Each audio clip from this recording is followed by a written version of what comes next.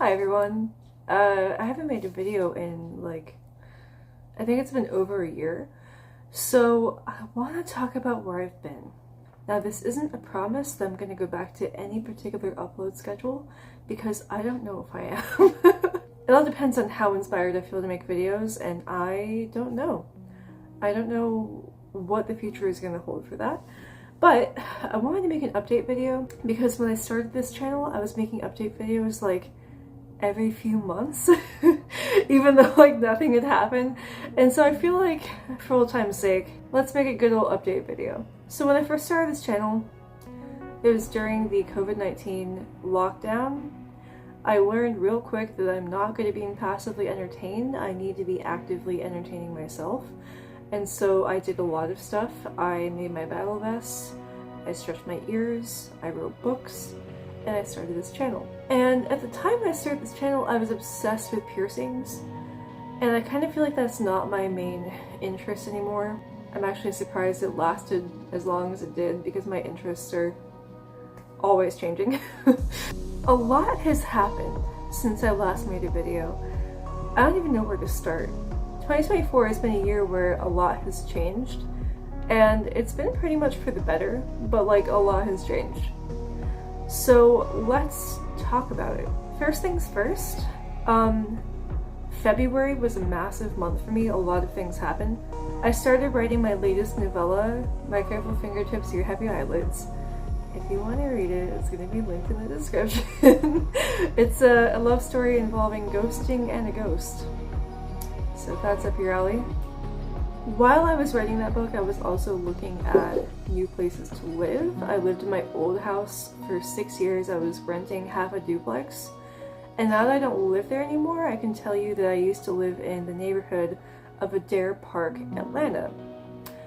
And if you look up a list of the most dangerous neighborhoods in Atlanta, Adair Park is number 4 according to the most recent list I saw. I was fine the whole time I lived there, but there were things happening around me that were less than savory, and also my work was at least an hour to an hour and 20 minutes drive both ways. And earlier this year, I started having to go into the office more often, and so that commute was just not gonna fly. So I ended up looking at condos, and I bought a condo. And now I still live in Atlanta, just a very different part, night and day. I like it a lot better here. I'm closer to a lot of stuff. I'm closer to my friends, my family, my work. I'm closer to nature trails. I was just hanging out with the Chattahoochee earlier. I really like it here. Also in February, I had a nervous breakdown, and I'd rather not go into the details behind that nervous breakdown because that could be a whole different video, but I also don't want to make a video about that. Just know that some really big stuff happened, and I didn't realize things were going to blow up the way they did, and I had a big nervous breakdown about it.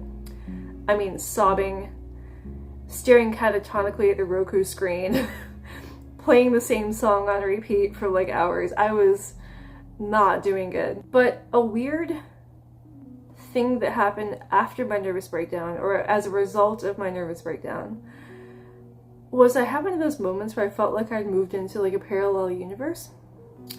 And I felt like I was free from all delusion, and I felt like I was ready to truly, genuinely put myself out there.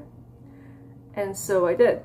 The day after my nervous breakdown, I re-downloaded OkCupid, and I put on my profile hey, I'm gonna be moving soon. So if you want to help me move, show me around the area, or I don't know, maybe smooch, let me know. And to my shock and surprise, I guess those are the same word. Anyway, a really cute guy matched with me, and we started talking, and I would look forward to hearing from him every day. And his name is Noah, and long story short, he and I have been together for 7 months now, and it's really wonderful. He's a really good guy. This is the healthiest relationship that I think we've both been in ever, and I couldn't have done it without my nervous breakdown, because before my nervous breakdown, I wasn't in the right headspace to find something like this. So I published my book this year in September, And then like the week after that was the first ever Georgia Indie Book Fair. And I only knew about it because I moved. And I started going to writers' meetups at the local library, and the person who was running the meetups was one of the organizers for the book fair. And so it just so happened that I found out about it, and I ended up tabling there, and it was my first time ever doing a table. And I did okay. I sold some books. I was really like excited about it. I was also very nervous about it because I had no idea how that was going to go. But I kind of really liked it. I did a lot of networking, I did a lot of schmoozing, I met like fellow local authors, and I'm also going to be doing a book signing in February at the bookstore of somebody who was at the Georgia Indie Book Fair. So I feel like I'm at this point in my writing career where I'm actually kind of making moves. Nothing massive, nothing viral, nothing like TikTok famous or anything, but just like I'm doing more with it, and I'm really like very content with that. And I feel like that's another reason why I haven't felt the need to make a YouTube video, because I'm yapping in other ways. And another thing that's happened since I last made a video is that I've gotten diagnosed with 2 different conditions. So for a long time, I don't even know how far back this goes, I get the occasional feeling like I'm gonna pass out. Like it just washes over me. I have to like crouch down on the ground and like wait for it to pass, or like sit down, or like do something. And I also get dizzy when I'm bending over. I get dizzy when I stand up. I have heart palpitations. I've had headaches like every day since middle school, I think. I'm not sure if that's related. I was born with tinnitus, but again, I'm not sure if that's related. And this is the symptom that, like, when I tell people this symptom, they kind of get an idea of what I have. I can't take long hot showers without feeling like I'm literally going to pass out. Something about the heat and standing up in one place and having my hands over my head really messes with me. And so over the years, I've kind of adapted to these things by just not doing those things. Like, I don't bend over unless I have to. I sit down as much as I can. Like, for example, if I'm cooking and I'm peeling potatoes, I sit down to peel potatoes and I just scrape them into the trash can from there, because that's easier for me. If I'm scooping the cat litter, I just like sit on the floor and do it that way. So when I moved, I started seeing a new doctor, as you do when you move usually. And so my first time seeing this new doctor, I was seeing her about this like persistent swelling that I have in my left ankle. I still don't know what that's about actually. But I started seeing her about it. And during our first visit, I came really close to passing out. I just got hit by this wave. Like, we were just talking and I got hit by this wave of feeling like I was gonna pass out. And they took my blood pressure and it dropped to like 80 something. And so that was the first time that anything like that has happened to me in a medical setting. And that was the first time that anyone had like witnessed that happening to me and seen an actual physiological change. They gave me water and I drank and I felt better. And they sent me on my way. And so I went home and I posted about that on Facebook, and I know that's not usually the best way to seek medical advice, but I was just like, hey guys, guess what? I went to the doctor and I almost passed out. And a few of my friends were like, have you ever thought you might have POTS? And I was like, what? Like, it's one of those things like I'd heard of POTS, but I just never applied the symptoms to me. Kind of like how I knew what being trans was long before I realized I was trans, because my presentation of it wasn't the same as other people's. And so I feel like when you hear about POTS, you only hear about like the worst symptoms. You only hear about people who have it much worse than I do. Like, mine is relatively manageable, but it is still definitely an issue that I deal with on a daily basis, and it's something that I've had to find workarounds for, and it's something that I got diagnosed with. Spoiler alert.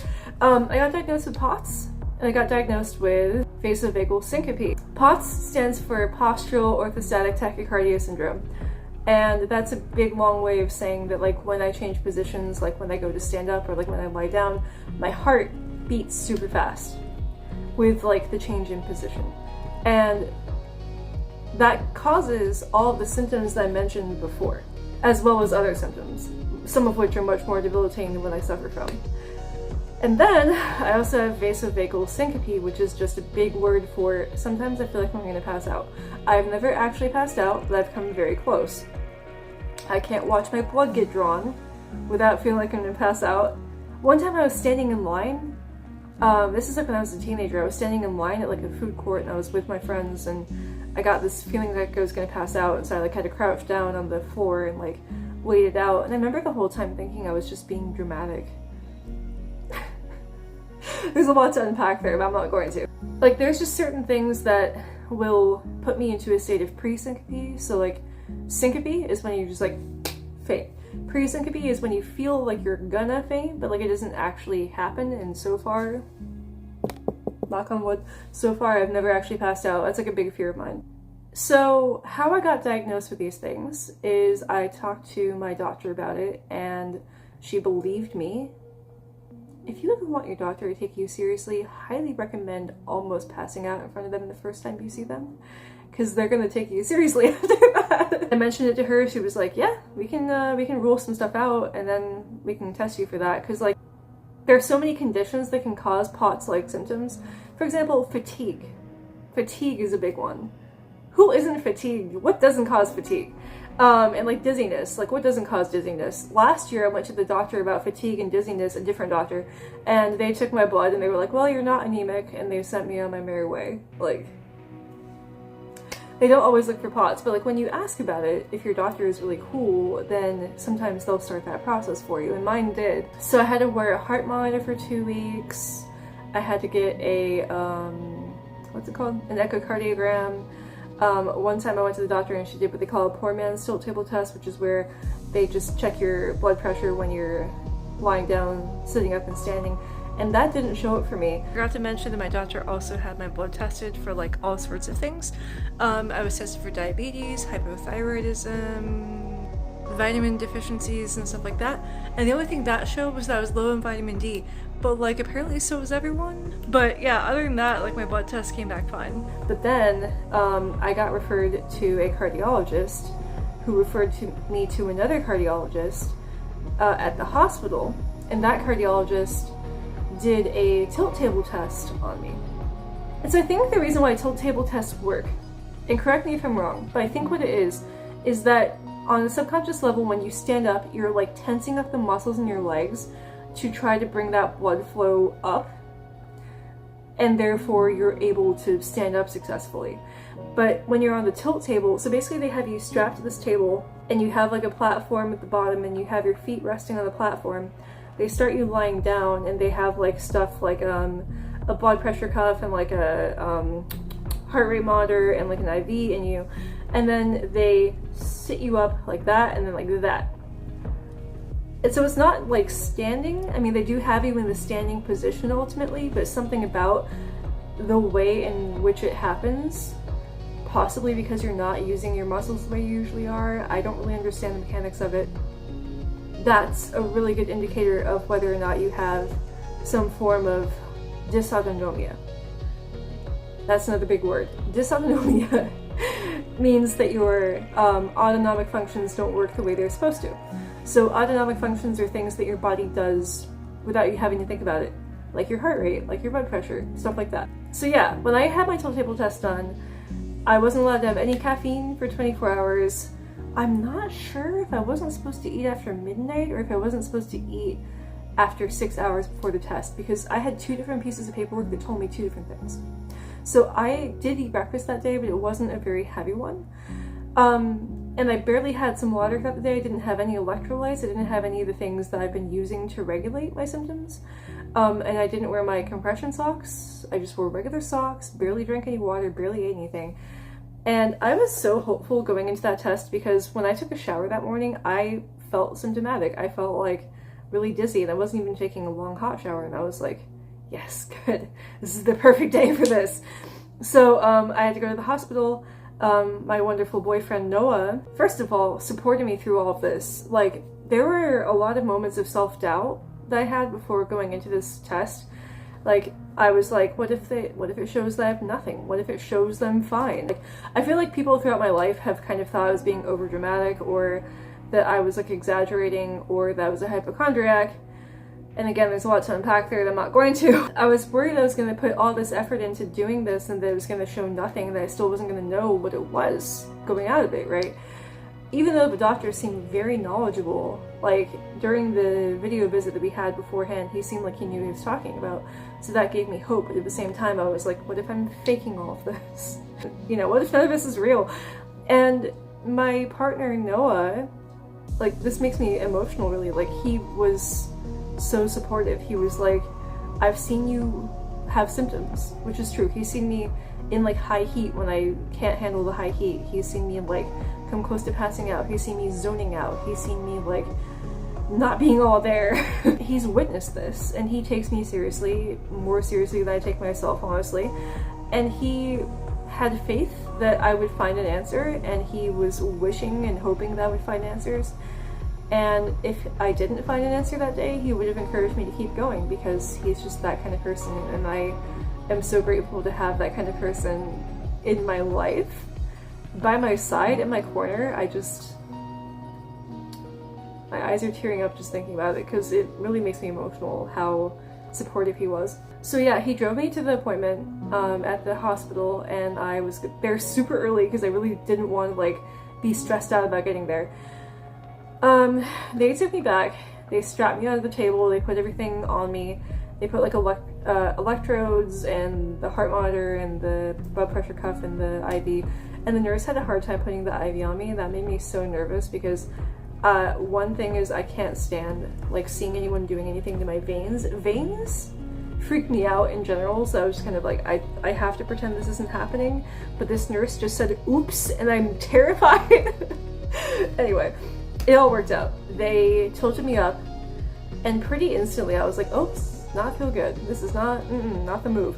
And then I started feeling worse. It was like my legs got jello-y, and my vision, it wasn't tunnel vision, it wasn't blacking out, it was more like everything got really yellow and starry. And my ears were ringing super loud, and I was clammy all over. And the whole time I was just like, I feel really bad, I feel like I'm gonna pass out, this is really bad, oh no, I can't handle much more of this, I'm gonna pass out. And I don't know how long I was up there for, but it could not have been that long, like it was like maybe a minute or two that I lasted up there on that tilt table test. They got the vital signs they needed to get, and then they laid me back down. And I had IV fluids going, which weren't working properly, and they weren't dripping correctly, but they were there. And the doctor came in, the very knowledgeable, wise doctor who I'd had the video visit with prior, who knew his shit, and he was like, hey, yeah, so you have POTS and vasovagal syncope. And I was like, is that a diagnosis? He was like, yeah. I was like, because some people have to wait like years to get a diagnosis, and I mean, I think it took me like 5 months from the time I almost passed out at the doctor to this. And part of that is because I had the time off to request for all these appointments, for which I'm eternally grateful. My job is great about that. Also, I have really good health insurance. I mean, the tilt table test was still $250 freaking copay, and I feel like they're gonna ask me for more later on, because that's usually how billing works. But the point is, like, I have generally pretty good health insurance, I have a good job. That's why I was able to finally get evaluated for this. And I also have the luxury of having not just my boyfriend, but like my friends were very supportive of me through all this. I had friends who were already diagnosed with like POTS or other forms of dysautonomia, and they were like, sounds like you have it, you should definitely get tested for it. And that was like really validating. I would also like to give a special shout out to everyone whose phone number I have, and also everyone in my Discord server who has dealt with me just randomly popping into to be like, yeah, so I've been looking up POTS again, and this is what I found. Everyone who has offered me any space to just deal with all of this, thank you. Now that I have a diagnosis, moving forward, I'm on a beta blocker. I'm not sure how I feel about it. Today was the first day in forever that I haven't had a headache, and that was such a weird feeling. It was so big. It was like, wow, I don't have a headache. But then also I got really dizzy later on, so I'm not sure. I'm not sure about the beta blocker. But beyond that, I've just been drinking more water and more electrolytes, and that's supposed to help with POTS, because POTS can be an issue with blood volume.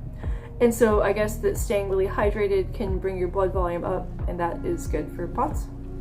if I'm not mistaken. So nowadays I start every day by chugging like at least a liter of water with electrolytes in it. I've been using Trioral mixed with True Lemon or True Lime like powder, which is something that my boyfriend was doing even before he met me because he's a hiker and he loves his electrolytes. So I'm very lucky to have that that knowledge as well. And yeah, I drink like a whole liter of water. Sometimes I'll do it while I'm driving to work. I'm not even awake yet. I'm just like driving and chugging. By the time I get to the office, I feel great actually because I've gotten my electrolytes in already. Like just knowing what it is, having a name for my conditions has really been helpful because now I know how to treat them. It all just worked out so well. Like it's crazy. I got my name legally changed in September of last year to Elliot, and I'm officially legally Elliot. Yes, my love. I'm officially legally Elliot. Have been for a year now. I'm still getting things changed over. I just submitted my passport renewal paperwork like a couple days ago. But still, like I've gotten a lot of stuff turned over and that's always a good feeling. I have a new house. I have a new partner. I have 2 new diagnoses. What else happened? I feel like there's something else I'm forgetting. I published a new book.